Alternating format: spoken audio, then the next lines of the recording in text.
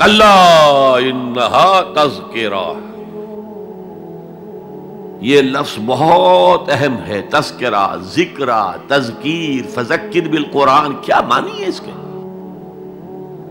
یاد دہانی صحیح ترین ترجمہ ہے، یاد دہانی۔ ایک ہے کسی کو کچھ سکھانا، نئی بات سکھانا، ایک ہے یاد دہانی، اسے ایک چیز معلوم تھی کوئی بھول گیا، یاد کرانا۔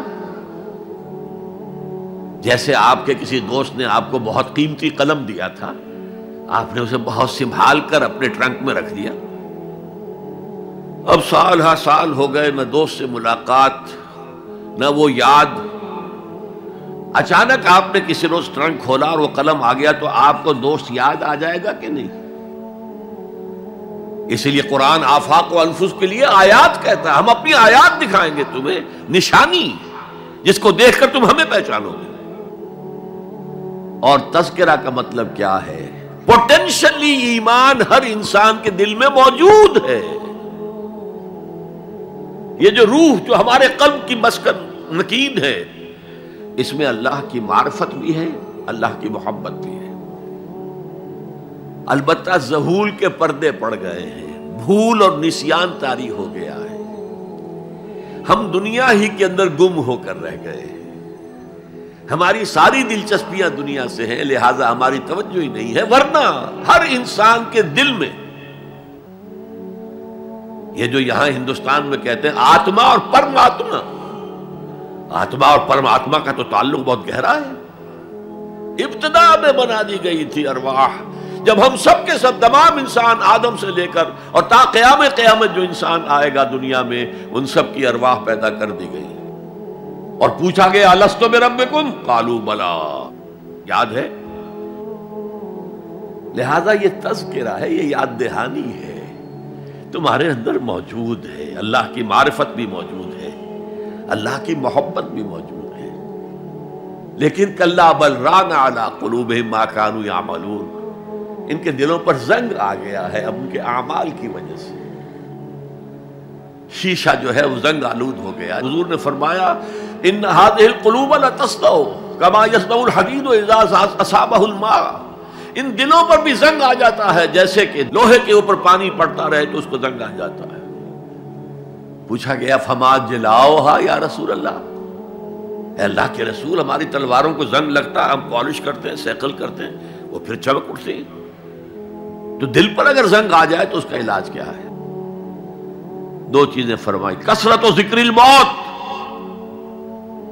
و تلاوت القرآن، دو کام کرو کثرت سے، موت کو یاد رکھو، یہاں رہنا نہیں ہے، جانا ہے،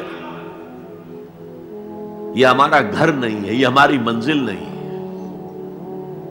ہمارا اصل گھر جو حضور نے فرمایا انما الدنیا خلقت لکم وانتم خلقتم للآخرہ، یہ دنیا تمہارے لیے بنائی گئی، تم آخرت کے لیے بنائے گئے ہو۔ اسی لیے حضور نے فرمایا کن فی الدنیا کانک غریب وعابر السبیل،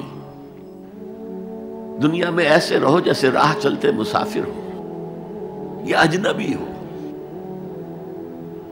اپنے بارے میں فرمایا مالی ولی دنیا، مجھے تمہاری دنیا سے کیا سروکار، انما مثلی کراکب استظل تحت شجرۃ ثم راح فترکھا، میری مثال اس مسافر کی سی ہے جو ذرا سستانے کے لیے کسی درخت کے سائے میں بیٹھتا ہے تھوڑی دیر، وہ اس کا گھر تو نہیں ہے، اس کی منزل نہیں ہے، پھر وہ اس کو چھوڑتا ہے، اپنا راستہ لیتا ہے۔ یہ اگر ہمارا تصور قائم ہو جائے، کلا انہا تذکرہ، اب اس کے بعد جو الفاظ آئے ہیں فی صحف مکرمۃ مرفوعۃ مطہرۃ بایدی سفرۃ کرام بررہ، یہ جو قرآن ہے، جو تذکرہ ہے، یہ بڑے ہی انتہائی پاکیزہ صحیفوں میں ہے، فی صحف مکرمۃ، بڑے باعزت، مرفوعۃ مطہرۃ، مرفوع بلند اور انتہائی پاک،